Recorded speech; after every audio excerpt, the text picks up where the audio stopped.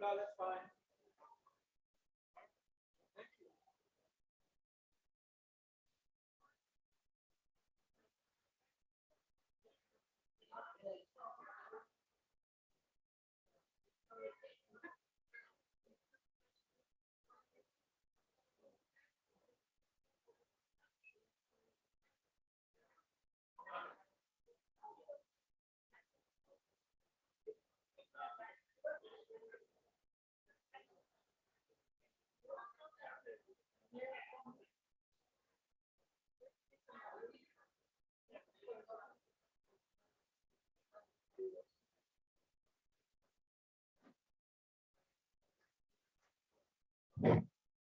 Good afternoon, brothers and sisters.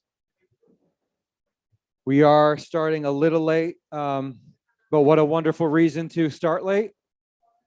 But because of that, we're going to jump right into things because there is the high potential that this could run long. So today's can of worm topics: wine, but probably more specifically alcohol, and its consumption. So before we start, here's a reminder. The purpose of these lessons is to develop the courage, comfort, and conviction and cordialness that is required to have difficult conversations. This is important when confronting what may be misguided or false teachings found deep within the body of Christ, or for answering questions posed by new members of that same body. So that's the real purpose of these lessons. That's the self-improvement part. But these lessons are the prac app. So the practical application of being able to have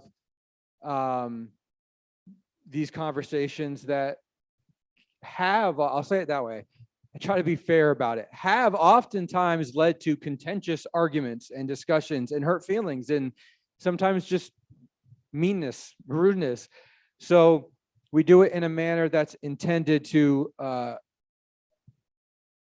confront these as Christians who should have the ability to come together and discuss difficult topics for these reasons, because it prevents inappropriate teachings that are trying to creep in or are already here. And what I think is probably most important, it allows us to address these questions with new converts and not say, we don't talk about that because it causes fights. It's not the appropriate Christian way. So I'm going to leave it up to the class this time about how we engage in beginning this topic. Here's why. We can open up for discussion and talk about the 2 points: for alcohol being acceptable, it is acceptable, or no, it's not acceptable. Even one drink is not appropriate for a Christian. Then we can have the discussion, and then I can bring up the research I have, the different scriptures that relate to that. Or we can do the inverse. I can bring up those things and we can have the discussion. I say that, I leave it up to you for two reasons. I don't want it to appear like I'm going to have us have a conversation and then I say, got you, because I have all this facts that you don't have.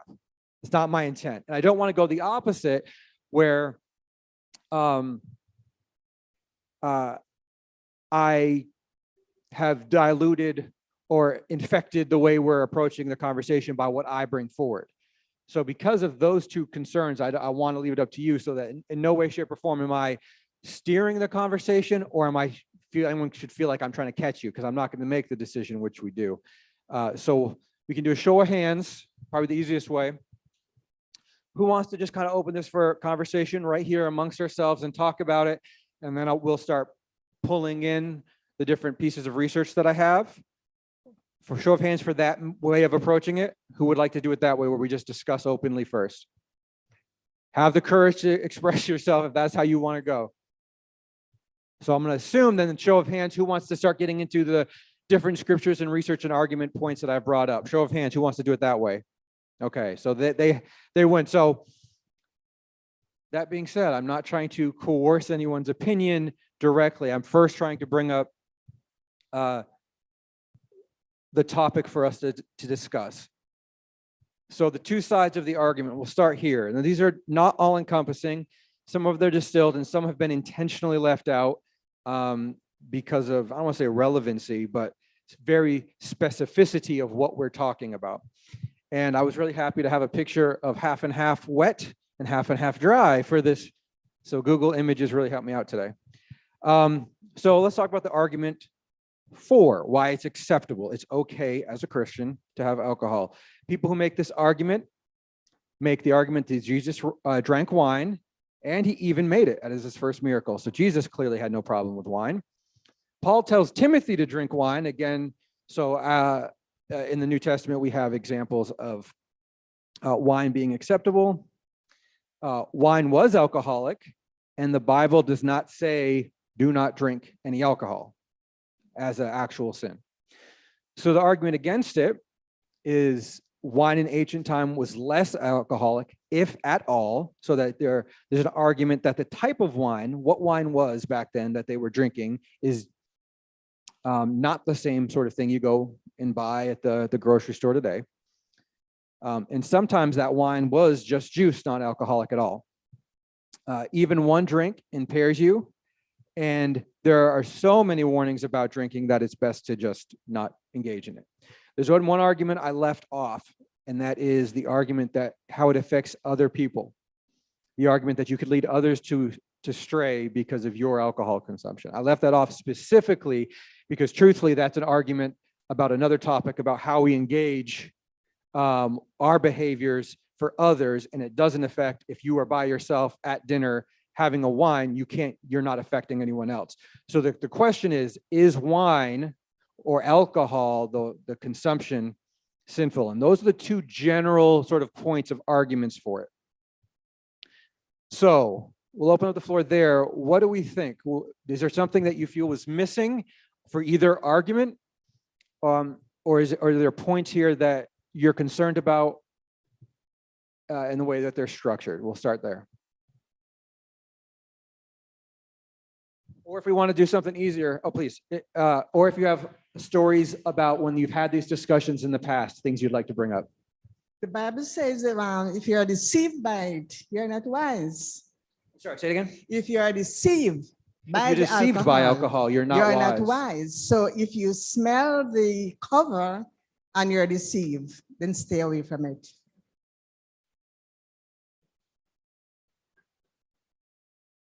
So you want to say that one more time so I make sure I understand. The Bible says if you are deceived, yes. You are not wise. Yes.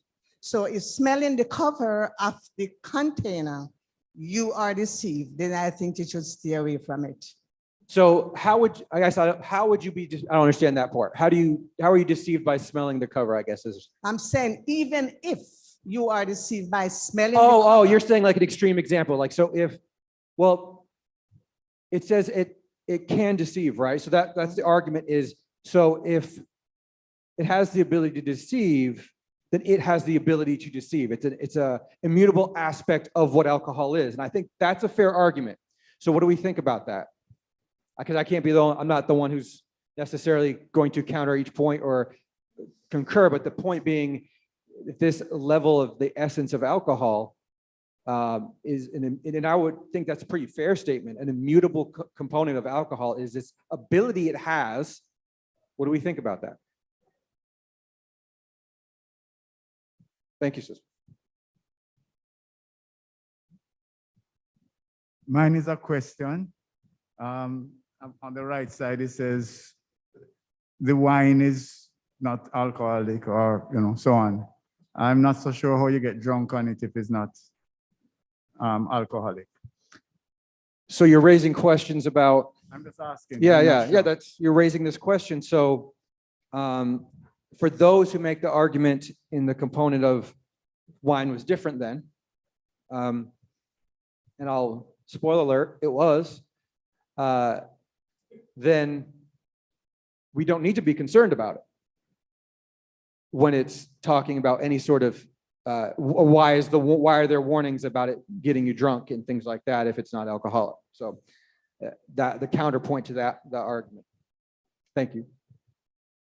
Right now, we're just trying to get those points out there. We're just trying to talk about where we are on the sides of the arguments. And if you have counters or if you have examples, even if it's not your example, if you've heard this and you don't necessarily agree, feel free. I hope I understood Brother Smith's question. So I'm going to make a comment, but please correct me if I didn't get it right. So wine was alcoholic, but then on the other side, wine in ancient times was less alcoholic, if at all.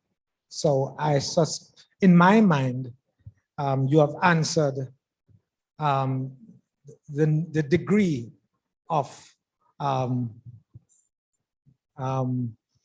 toxicity. Yeah, the alcohol content, the percentage there. What proof was ancient wine? Yeah. Maybe it's two different things. I mean, that's why they're up there, right? It's a contradiction. It either was or it wasn't, or it was normal or it wasn't normal. And that's two of the arguments that have been made. Okay. What I know in the process to make the wine, the process is through the fermentation. And in that process, the alcohol is produced. That's why the wine contains alcohol. Depends on how fermented it is, then you will have more percent of alcohol or not. So the process is going to drastically, and that's true. And I learned a whole lot about wine. I learned a whole lot about stuff I didn't understand. I had to do a lot of research, and there's still parts of it I don't. It's a very interesting process. It's very scientific, I guess is the word. There's a lot of chemistry involved and things like that. And we will hit a slide that talks a lot about the processes of wine to further understand what that means and those arguments. I wanted to find out at the end of this, is it going to be black or white, meaning it's wrong or it's right? Is that going to be the conclusion? I'm just asking. Because Yes. I am aware of the processes that you're going to have to look at the different miracles that Jesus did, that even the wine that he had converted at the wedding is totally different. It has different degrees. So I'm glad that you're going to get into that discussion, because wine, as you said, does not have to be fermented for it to be wine.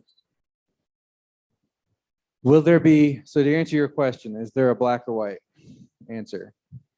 Now I can talk to you as the student, as the teacher talking to students, and I can give the teacher answer, which is for you as an individual, I would hope that you come to a solid conclusion, but I'm not necessarily going to give that to you as a class. As a person, as Brother Jason, yes, I think there's a pretty clear black or white answer, but that's me. I think there's a lot of clear answers about lots of things that people disagree with me, probably my wife the most. But so as we get into the wine, we need to talk about what biblically wine was. So the first three, I was going to use the word common for Old Testament. These are the most common words used for wine in Old Testament. The third three are for the New Testament. The problem being is there's only really one common word for the New Testament. The other two are only used once. But the first three, but they're the different words used. So the original Hebrew is, I'm going to just go with pronunciations as whatever none of us speak ancient Hebrew. So yayin, which is fermented grapes. This is one of the most famous examples is Genesis 9:21. This is when Noah, first thing he does, he just plants a vineyard, gets drunk, passes out. So it's the same word used for that wine. That was just the standard wine. It's used 140 times. It's a lot. In the Old Testament, tirash, which is newly pressed wine, or it's also must. Must is a term that we used later on when we learn about winemaking, and it's used 38 times. You can find that in Proverbs 3:10. Shakar is strong wine or drink, and it's used 23 times. So this has a slight distinction because it's going to incorporate things outside of fermented grapes. Yes, please feel free to, you got to take pictures and of the references up there. And there's a final slide with sources.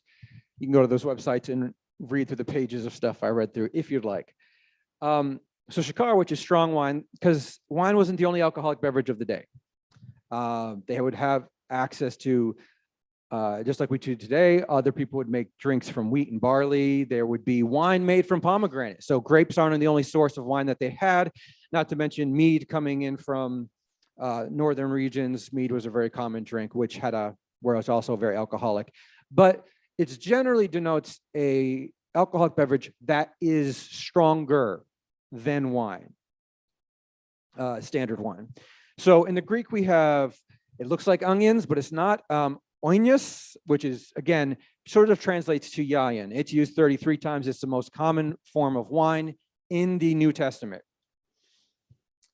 It's also the same wine that Jesus made in his first miracle. It's the wine he used when he set up the first communion.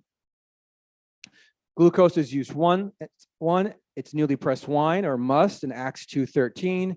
In Sakira, which is the sort of strong wine equivalent, is used in Luke 1:15 alongside onios, where it says wine and strong drink, where it groups them up. So these are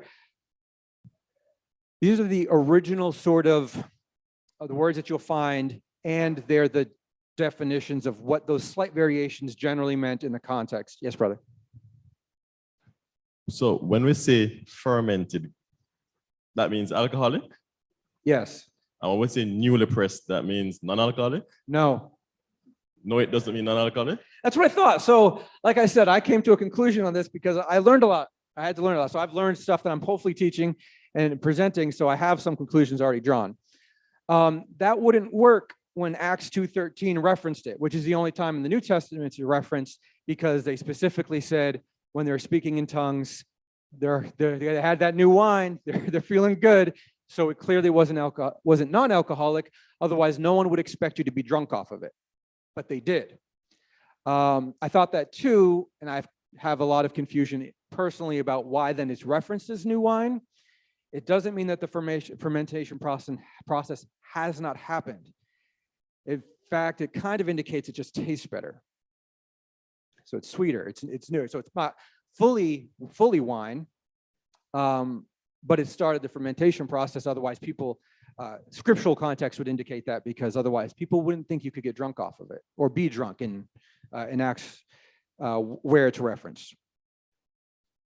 So this is just sort of general context. There are different words that mean wine differently, and these are what they are. Just a quick follow-up question. So the wine that Jesus made, which one of those was it? Onios. onions, onions, yeah. So it's the Años. fermented stuff. Yes, it's the most common one.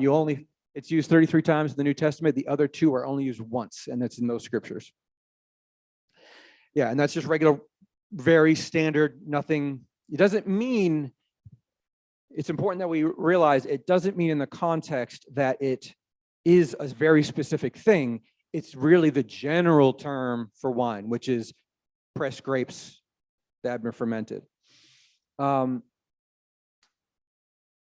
my research, I came across things where people would say, well, sometimes this is referenced as non-alcoholic wine. In those cases, it was all being referenced as non-alcoholic wine because it wasn't alcoholic wine yet, which doesn't make sense, I understand, so let me clarify. If I say this kind of wine will burst from your wine presses, it's not alcoholic yet because you're pressing it, so it's clearly not alcoholic, it hasn't had a chance to ferment, but it's not wine you're drinking either. It's like saying, it'd be the equivalent of saying, your toaster will explode with so much toast. You can be like, well, it wasn't toast, it was bread, because obviously the toaster exploded, it wasn't made into bread yet. It's simply being used in context where its intent is to become wine, but we're referencing it before it has, and not during drink, not while someone's drinking it, just in cases where it's like, well, it's in the wine press and we're calling it wine. It's not wine, it's really grape juice. It has to be because it's just been pressed, but its future intent is to be wine, so they're referencing it that way, if that makes sense. And this is where it gets really confusing because you have to look up the different ways it's being used. But the wine that Jesus made, he made the miracle, there it is, onios, wine. The general term for wine that's most often used in the New Testament. Okay, so let's get into some facts about wine. Before I put it the last thing, it should have been the first one. The final fact about ancient wine. All my research has shown nobody knows. But let me tell you some stuff we do know. Due to the mutation and cross-pollination of species, specific grapes are unknown, though they are DNA testing the grapes from old wine containers to figure out what they were. We do not currently have the grapes that were used, and that's a really big deal. The grapes you go buy at the grocery store are not the same grapes we use to make wine. So what kind of grapes did they use? It would determine their sugar content, which is to determine their alcoholic content. We don't know. We do know that we don't have them today because that's not how plants like this work. They mutate over 2,000 years. They're cross-pollinated. We produce grapes specifically. So the grapes aren't specifically known, although we're working on it because we do have remnants of them to figure out, and they're trying to actually recreate them. Wine would have must added. Must is new wine, mind you. That's the same word that means new wine is the word must. Must would be added to prevent fermentation to the point of vinegar. This contained extra sugar. So what would happen is you'd make wine, and if you're not careful, that standard grape wine would become vinegar, which is not what you want to drink. It still has a purpose, and they would make it for some times, but it's not what you would be drinking. So must was added, and it would stop the fermentation process from going too excessive. But must itself is early wine. I don't know how that works, but that's what the research said. Must would be added. Grapes alone fermenting would hit around a 4% alcoholic content. This is really important. It doesn't matter what we're doing, however, just grapes alone. If you go ahead and grab some grapes, press them yourself, and just let them ferment naturally without yeast, you're going to hit a 4% alcoholic content.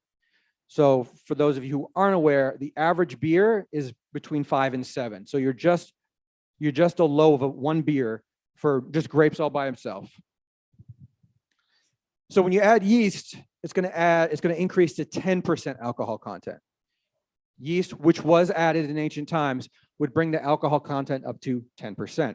Now, 10% alcohol content, I don't want to use inappropriate scientific terms, the chemical composition of the wine at that high percentage would kill the yeast.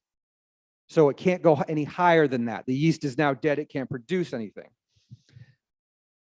To get the sort of alcohol percentages that we have today, In wine, they add sulfates and different things that allow the yeast to continue to ferment higher. But we're talking about standard wine, standard grape presses, standard grape juice. We had a new component because wine at that time was not filtered or siphoned to remove excess plant material, which increases alcohol percentage. So this is what your brother had to do when he's doing research. I would research one site. The best sites I found were sites that aren't interested in the argument, but are interested in wine because they're not making a biased position. They're trying to understand wine. So there's a couple of sites that were just wine sites that were specialized in wine and understanding, and they were interested in ancient wine. And then to go back and forth, and you'd find things like, well, it'd have a lower alcohol content because grapes are only 4%.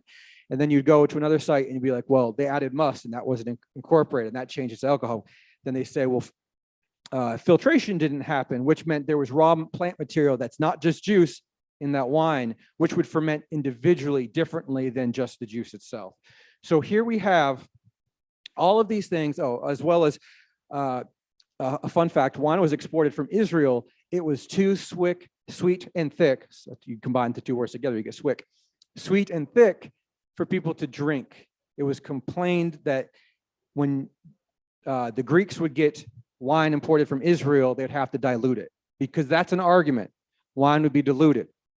Israeli wine had to be diluted because it was too thick and too sweet, which means it had a higher sugar content than most standard wine practices that we understand today. So what does that boil down to? It boils down to this last thing. We don't know. The thought process, and I feel pretty conclusive on this, the thought process that we can clearly and factually identify the alcohol content of the ancient wine that was drank is not something we currently have the data to do accurately. What we do know is that grapes alone can reach it. We know they added yeast, which increases it. So if we're going to place any number on it, we can say at a minimum 10%. Ancient wine at a minimum would have 10% alcoholic content. Yes, sister. I was just thinking about the report about Lot when the daughters gave him wine and he was out of it twice in a row, which means that it must have been very high alcohol content, or he drank a lot of it. Yeah. Now, I had the same thought because we noticed in the Old Testament when the argument would be the decreased likelihood of alcohol content because processes weren't as sophisticated the further you go back. So you look at Noah. Noah was probably not adding yeast. He was probably just drinking fermented. And that's conjecture. We don't know that. I'm saying you just built the ark, you just landed, you grew a vineyard. Did he even know that adding yeast would increase alcohol content? They know it would increase the fermentation process. It's really early on in human history. So there is a component that makes us think that there's something about ancient alcohol when you look at Noah and you look at Lot that does suggest it is potent. Now, I don't know why. Research didn't show me anything to indicate why, but the scriptures are indicating that it is. Another component that might simply be is if it's not very potent, just tastes really good. And if it tastes really good, you're likely to drink a lot of it. So if you were to drink a beverage that generally tastes more like grape juice than wine, you may drink a whole lot before you realize. But whenever you drink a lot of something, if the alcohol content is low, you're competing against your capacity to hold it in your stomach. I turned to an example, and my grandmother's passed recently, so she can't get mad at me about sharing this. I came to my grandmother's house, and she had some apple cider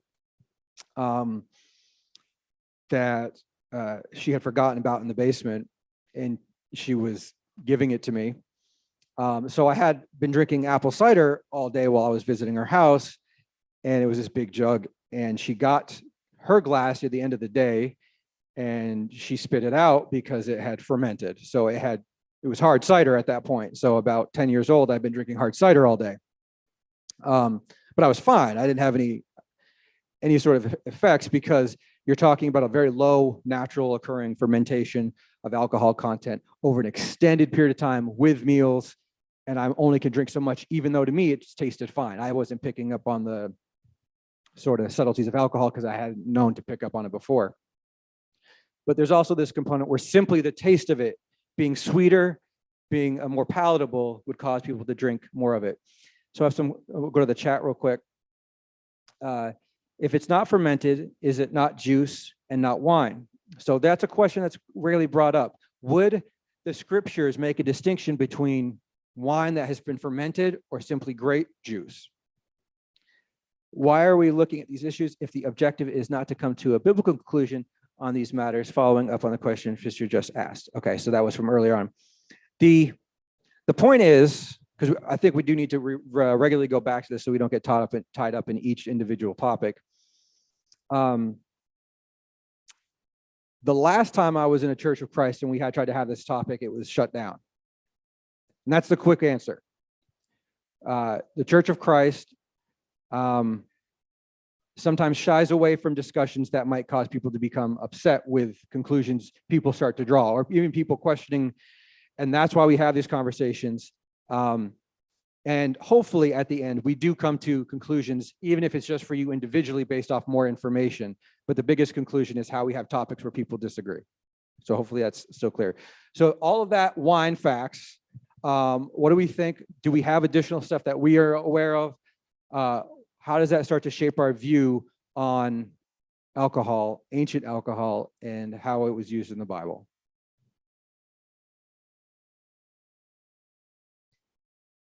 So the question is, based off of this, where are we at now? Where are you personally at now? Well, how does this shaping your opinions?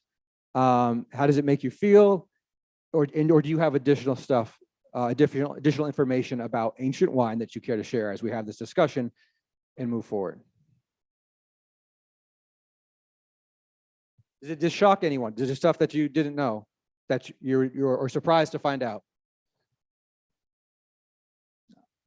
Because I didn't know that. I mean, basically, with a packet of yeast and a bottle of Welch's, you can make 10% wine in your house all by yourself right now. I didn't know that. And that's the reality. You can just, which I looked up how to do during this research as well. You can do it. You can actually do it in your house with a bottle of Welch's and a packet of yeast. So what's the average alcohol content of wine today? Standard, if you were to go to a bottle of wine, what do you think the average is? That's what we're gonna find out. That's what we're gonna work towards. Now, to say wine, we can say wine is in the biblical, the word, and I can clearly and decisively say no, it is not a sin to drink wine, because wine, in the terms of the original terms we given, it's clear that Jesus drank it. So Jesus is sinless, Jesus drank it. The question is, our wine today, the wine we go buy on a shelf today, or any alcoholic beverage today, that's the question. Wine, in the context of the scriptures, no, it's not. We can't say it's a sin and then say Jesus drank it. We can't say it's a sin and then say Paul commanded Timothy to drink it. And we can't say these things and then also hold on to that wine was sinful to drink. The question isn't if that wine was sinful to drink. What about our alcohol today? Is the alcohol component today sinful to consume? And I think we can come up with an answer for that. But before we move on, what are our thoughts on where we're at? Sure. I don't know. I just didn't understand. If the discussion then is about percentages, then we would have to have some scriptural content to say that when you reach over a 5, there's nothing in the Bible that speaks about percentages. So it's either that we're saying in my mind, and I guess that's my confusion, that drinking wine is sinful, or it's not. But I don't know that a discussion should go into if drinking the wine of biblical times is sinful I mean, it's okay, but is the one that we are drinking no, not okay? Because I don't know that there's any, I haven't seen, sorry, not don't know. I don't see any scriptural context to speak about percentages or, and yeah, I just don't understand. Okay, no, that that's good. That's right. So continuum. here's my question to you. Keep the microphone. Here's my question to you. If we were having a discussion, it's just two Christians, and I tell you, you shouldn't be drinking alcohol, it's sinful. And you said, well, Jesus, and your response, well, Jesus drank wine, that was fine. And I said, but wine was different. That's where we're at, because that's where we are at in certain congregations, and that's where we're at in certain conversations between Christians. Right. Someone's saying, that's not the same wine, so you can't make that argument. So where do we feel now about that stance and that position? And I'm hearing something from you that I think is clear. Where do you feel about the stance of that wine was different back then? If I was to follow that, I would not have that discussion, first of all. But if I was to follow that to a logical, no, if I was to carry what you just said to a logical conclusion to say that wine was different, then I would ask, what is your objective for saying that the wine is different? Wine is different because of what? How it impacts you. How it impacts you. So is it then that the discussion should be then that if the alcoholic content of wine in the biblical time was less, for example, then is it then that people should be drinking less now of the alcoholic content? That's what I wouldn't have that discussion. Let me start with that context. I would not have that discussion. But I don't think that we have any scriptural basis to say, to continue on the conversation of wine is different. So that makes it now sinful or not. I think that is a discussion whether or not do we believe that wine, drinking fermented grapes, fermented juice, alcohol, wine, is it sinful or not? That's kind of where. It's good because it's kind of the point. The point is, can we have an argument or a discussion or an argument or even a debate on whether it's sinful or not to drink wine, as in the context of wine we have today, obviously not ancient wine, we don't have it. Is it sinful? If we're going to have this discussion, does it matter what ancient wine was like? That's open to everyone. Does it matter what ancient wine was like? As long as, if this is where we're at, if there's so much confusion, because there is, because I thought I could get an easy answer on that and it wasn't. If there's so much confusion about what wine was back then, is a historical context of what we understand wine to be a place to have this discussion between Christians? You got two up front. And then Brother Smith. Let me try to say what I want to say. I'm sorry for my English. Since I was a child, well, first of all, this topic, sometimes the opinion of each one is personal, I think. Even when I can say all of us know what is good and what is wrong, what is right and what is wrong. Since I was a child, I learned that to drink alcohol was something that was not right. Why? Because when you get drunk, talking in that way, you can do things that you don't supposed to do.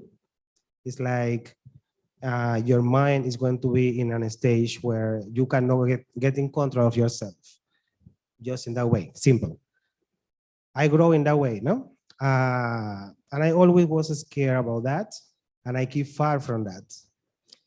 I remember when I became Christian in 1997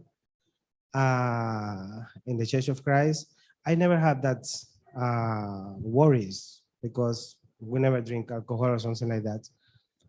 And always when we were trying to get in the Lord's Supper, we get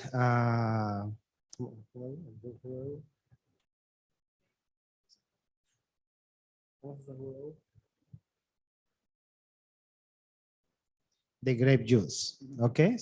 Okay, then, I'm sorry. Then I never connect grape juice with wine because I didn't know about that. Like 5 years ago, I were in a discussion related with that because I went to a place and they didn't have the juice and they start giving wine instead of that. And I said, that's not correct because the wine contains alcohol. And then we have a lot of discussion. I went online and then I was reading about the fermentation and all of that. And I learned a little. But at the end of the way, at the end of the day, I'm not going to discuss with nobody. I made my own conclusion and I said, well, for example, when I get a cup of wine, I can feel that I get dizzy. I feel the effect of the alcohol. Then I prefer to keep far from that. But that is my own opinion, is my own way. I'm not here to criticize nobody. After that, I went to places with friends, with Christians, and they invite me, you want a wine? You want this? And I was like, oh, what is happening? I'm out of the place, what happened? But I just follow, no? I don't used to drink it because I don't like it and because I have my own experience. But nowadays people get a cup of wine because it's healthy. They say it's digestive, especially when you are eating meats and this and that. And when I'm with them, I don't see nothing wrong that they drink a cup of wine while they are eating and nothing else. It's not like they drink and drink this bottle, one more bottle, nothing like that. I cannot say something wrong. Then at the end of the day, the conclusion is yours. You need to make your step, you need to make your conclusion and decide what to do. But all of us knows what is right and what is wrong until when you can drink or not. It's the same. If I say something, for example, when I eat the fruit cake for Christmas in Jamaica, well, I don't eat it because I think I'm drinking alcohol. Hey, no, I'm not, yeah, I'm with you on that. Some rum cake sometimes, it's like, I might as well be taking shots. All right. I'm not sure. I want to be detained by this question as to whether the wine is the same or not. I think we need to look at the impact. I think that's what the scriptures talk about. So let me use an example. Food. I don't think anybody would say food is sinful. Eating food is sinful, but gluttony is sinful. So if I eat too much food, I'm sinful. And I think it would be the same thing with the wine. Right? The question, the Bible doesn't condemn the drinking. It is the impact. It's getting to the point where, as Sister Allen says, if it deceives you or if you get, drunk, that is where the problem is. So it doesn't matter whether there was 0.1% in the wine there. If you drank enough of it, you can get drunk. And so that's where I would go. I wouldn't want to worry about whether it's the same or not the same. I think it's really the impact of it and what it does to you. That's my thinking. No, I would agree that, and so what we have up now are the scriptures, scriptural references, and we're going to start to go through those. But I agree that there's this component in that, especially revealed scripturally. If we can say as a group that the sort of historic argument of what percentage it was, how it was made, becomes a moot point, and turn to scriptures and understand what the scriptures are indicating to us about it, I think we're going to be revealed. More will be revealed, brother. Well, I'm actually on the other side of the coin, where it is important for me to see the historical context. Pretext, context is very, very important. That's how I learn about this subject matter personally. I think a lot of folks say some passages and they do not understand the historical context. And that's why when you went back to give the definition of each of these words, it has a lot to do with, so sometimes we might ask questions because we just want to see it in a black and white form. Everything is not necessarily in a black and white form because we don't understand the historical context. What was the message behind what was done and why it was done? And that's why that is important, actually. rather than we just say, Jesus turned water into wine, and that's it. Once him can do it, then I don't want anybody to tell me nothing. If he did it, then I'm good. If we do not understand the historical context, a lot of times we just see something over here and then draw our conclusions. And that's what studying this subject matter, why it is important for us to study the subject matter.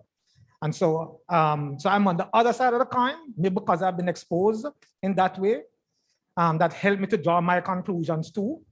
And so I would like to, in a healthy way, continue to understand where you're going with this, why you have drawn, where you're going with this.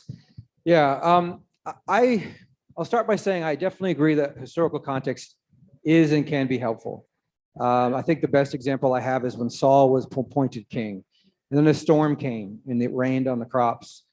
If you don't have the sort of historical context of why that's horribly bad, you're just a regular non-farming person. Oh, that sounds good to you. Why isn't rain on crops good?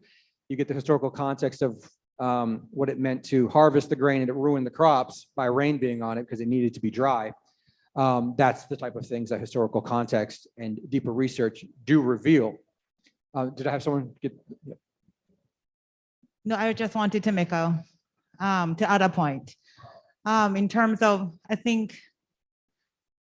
want to make sure that I'm understood. So in terms of the historical context, I think that this is an excellent presentation, Jason, in terms of giving us a breakdown in terms of the language and what the language means, and in terms of how fermentation and that process came about. What my disconnect is that after the platform is set in terms of understanding what the historical context of wine is and fermentation and the alcohol content of wine is, my disconnect is that I'm not seeing where scripture now speaks about percentages. That's where my understanding, I'm not understanding that if we can now take scripture to speak about what percentage is sinful. What I appreciate is looking at not taking it as verbatim wine, because when we read the English, the wine is used right throughout, but this shows us that that there are different types of wine and that it's used differently throughout scriptures. Also, the historical context allows us to understand about fermentation and percentages of alcohol. I just want to be clear that for me, the disconnect is taking that now into modern day to speak about, can we now say that if there's a difference between how the alcoholic content of wine in biblical times differs from the alcoholic content of wine in modern times, that difference is now sinful? That's where my disconnect is. So to play, and I'll use the adversary's advocate of the topic, because the argument's being put forth that to say Jesus drank wine, or to say that Timothy was commanded by Paul to drink wine, he was really being told to drink grape juice that basically had no alcohol. So you taking even regular wine today, you're talking about alcohol content is so insanely high that to them would have been the equivalent of sitting down and drinking all day. That's the argument. That's the argument that's being presented. So when I'm saying alcohol content, I'm saying that, not me, saying that the adversary's point of view is that Jesus didn't drink wine, he drank grape juice because it was different back then. That's the point. That's the argument that's being made within our church by brothers and sisters. And I'm trying to accurately and fairly represent that argument, which has been made, and it's been made to me. It was different, and ergo, you would have to drink a whole lot of wine to even get close to getting drunk back then. But now you can just throw back a couple glasses and you're toasted. So that's the argument. Now, the question is, based off of that research, can we continue with that being a valid argument for Christians, or do we need to look somewhere else? And I think the scriptures at this point show us we have built up a sort of context and contextualized the history Now let's look to the scriptures because they're going to be the ultimate authority about our opinions that we, or should be, how we form on this, brother. Okay. So I have them up there. I didn't quote them verbatim. These are the brief topics, more from my notes to draw them quickly. So 1 Timothy 4, 3-4. Well, actually, we'll do that one last. I put it on top, but I meant it for last. 1 Timothy 5:23. This is where Paul tells Timothy to drink wine. Now, we're going to mix it. We're going to do the scriptural context and historical context and scientific context. Fermentation with food aids in digestion. So what does that mean?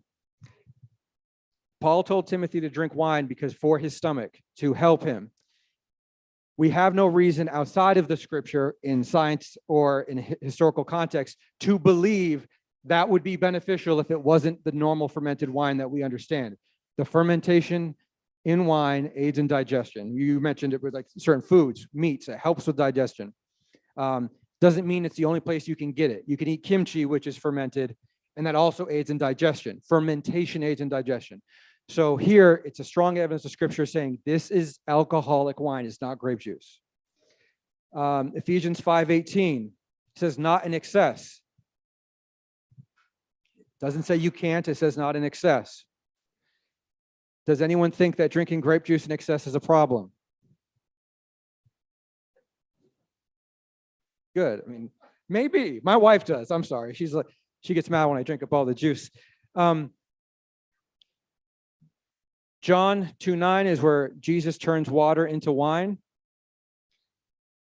This is an important one because it's one of the biggest arguments on the side that it's okay, right? Do we know of any scriptural context that implies that that wine was alcoholic? One way or the other. Yes, sister. When they talked about it at the wedding, right? They said that normally they wait until, I mean, you don't usually put your best wine at the end. I mean, but the understanding within that is people are already gone, right? So like you give them the cheap stuff then because they're not going to have their senses about them to know it's cheap wine, right? Yeah, you give them the bad stuff, the stuff that doesn't taste as good. Fun historical context. What do you think was considered good wine back then?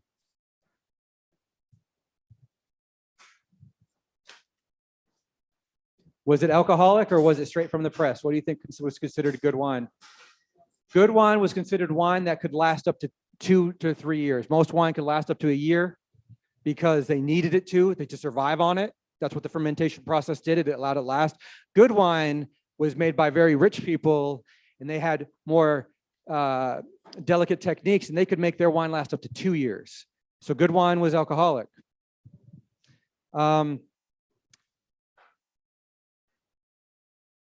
Acts 2:13, they were filled with glucose, which is the new wine in Greek. This is where we see that they were accused of being drunk on new wine. So can we conclude that the scriptures indicate new wine have alcohol in them? Yes, the scriptures tell us new wine has alcohol because they said, you've been drinking new wine and you're drunk. And they weren't, right? They said, it's too early. It's not 5 o'clock yet. Genesis 9:21, which we talked about already, is where Noah gets drunk. Lot getting drunk is another great example. Even pre-Roman times, which is important because the technological boom during the Roman times and the Roman era of spreading and building roads was massive. So pre-Roman times, was there alcohol in the wine that they made? Was there alcohol in the wine that Noah made? What does the scriptures tell us? Did he pass out? What? Yes. What about Lot? The wine that Lot had, his daughters gave him. I hope it was very high in alcohol concentration because you'd have to be really, really drunk. Proverbs 21 says it's unwise to drink to excess. Galatians says, do not be drunk. So what are we learning? What the Bible is telling us about drinking wine. What does the Bible stand on? What does scriptures tell us about, if there's an alcohol content in wine, It's saying yes. And I can be confident in that. Like, I don't like to say things that are Brother Jason's opinions, but I do feel confident saying things that the Bible are telling me. The Bible's telling me wine had alcohol. At no point in time do we see anything to indicate it didn't. We may see things that are neutral. We may see things that don't lean one way or the other. They drank wine and you don't hear if anyone got drunk or if they were fine and they drank all night because it was really grape juice. But we know that the scriptures indicate wine had alcohol, and enough to get you drunk, and enough to get you really drunk, apparently. We're going to go to God's creation is acceptable, the first one, 1 Timothy. I hesitated with this one because it was used in an argument, but it's a little out of context. And that context is that God created wine, ergo God created grapes, and God created wine, and Jesus created wine through the first miracle, ergo to say it's unacceptable is unacceptable. And so those are a quick run through of the scriptural components. And I'll have this slide up when we're all done so that you can take a picture of resources that were used. The one thing we didn't address, and time-wise, and like I said, there's no better reason to be short on time than because of someone was added to the Lord's family. So I'm happy that that's the reason we're running out of time. But there's one component we didn't address, and that is if wine has alcohol and the wine they drank then had alcohol, which means it's not, we can't make a commandment to say it's sinful to drink alcohol because that would be in the opposition to what the scriptures teach us. But what about you?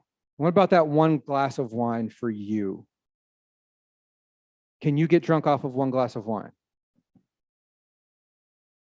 I'm going to give the most technical answer I can and a quick summation and be more of a lecturer than like the open discussion.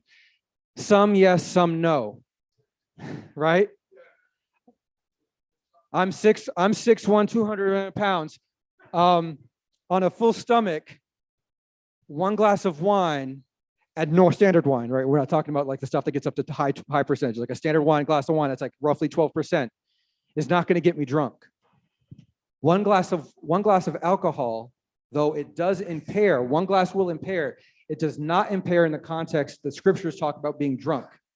One glass of wine will affect judgment. Well, what that means is you will make the same judgment slightly slower in extreme circumstances. It means you shouldn't drive a car. It doesn't mean you're going to cheat on your spouse. That's not what the judgment effect is. In fact, there's so many health benefits of wine, I was shocked because I didn't believe them. It increases creative thinking or creative problem solving. It reduces obesity. It reduces blood pressure. It's a huge list. I didn't know half of them. It reduces your chances for Alzheimer's, but only and only with one drink at most a day. As soon as you start going over the 1 to 2 drinks a day, every benefit you get from a glass of wine goes in the opposite direction rapidly. And all of that is congruent with what we talked about in the scriptures, that it's not, the scriptures just say it's not sin to drink it, but excess is a problem. And excess can come very quickly. And excess can come more quickly for a 5 foot, barely 100-pound female than it is for myself, right? So that means it all, I think, comes down to what you had said earlier, is we have to understand that for certain people, it's not going to be right for them, and they're not going to ever engage in that sort of behavior because it's risky or because they understand that it's a little will go a long way. But if we make a statement about it being sinful, an actual sin to have a glass of wine with dinner, we have to back it up with scripture. And I'm more than happy to entertain more scriptures, because it's not going to hurt. But I was hard pressed to find it. And I was hard pressed to find any historical context that, I don't want to say would counter, but would make me question the way the scriptures were what the scriptures were telling me, what I thought they were telling me. And so with that, we are short for time. Again, I'll have, these are a bunch, there's more than this, but these are a bunch of the sources. Oh, yes. So, no. Oh, we got a lot. I know that you're finished, but I just wanted to know if your study will show when does drunkenness begin scientifically. I did look into that. Yeah, I did You look looked into Yeah, I that? looked into that. It becomes difficult because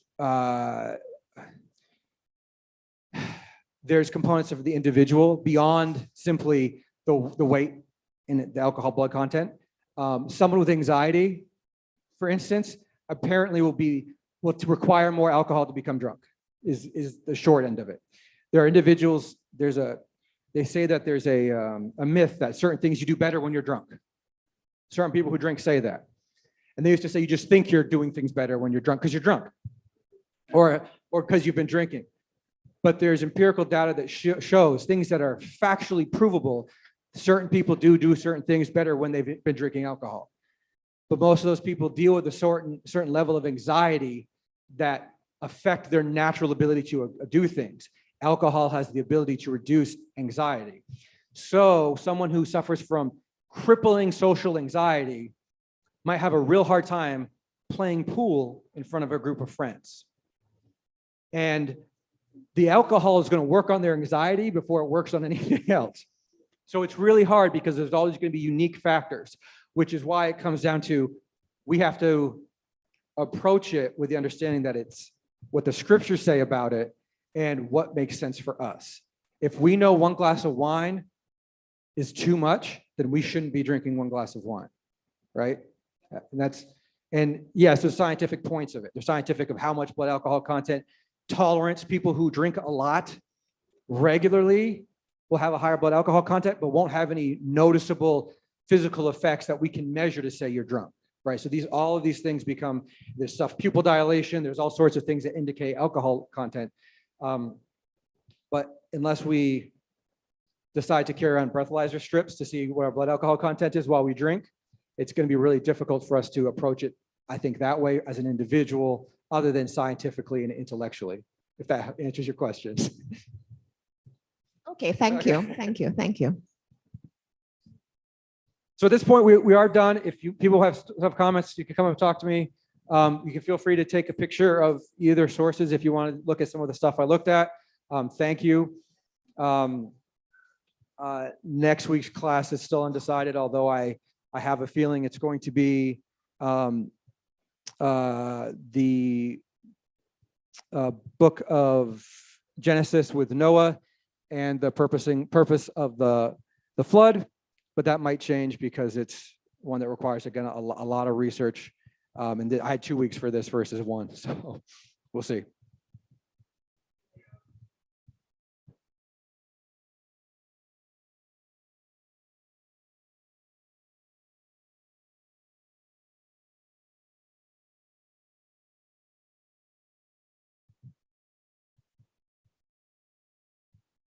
Dismissed.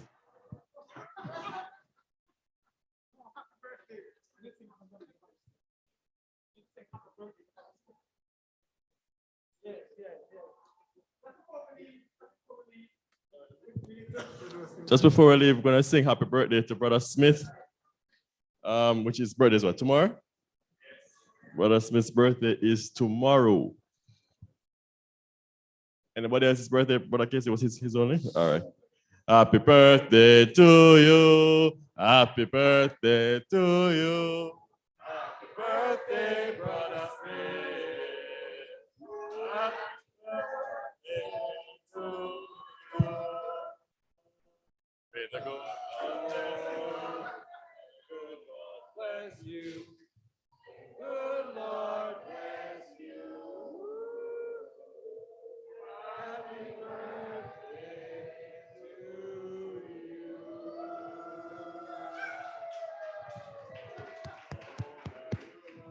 you.